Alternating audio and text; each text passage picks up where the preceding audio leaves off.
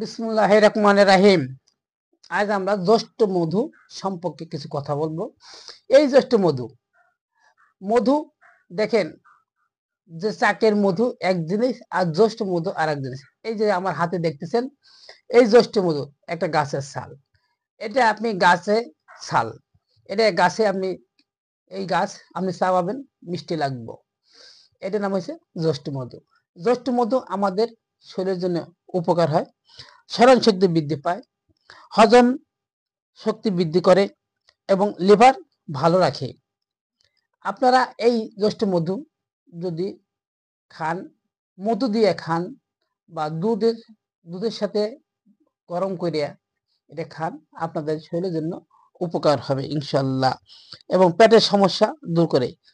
তারপরে আপনাদের কাশি, গলা পরিষ্কার রাখে, কাশি ভালো হয়, গলা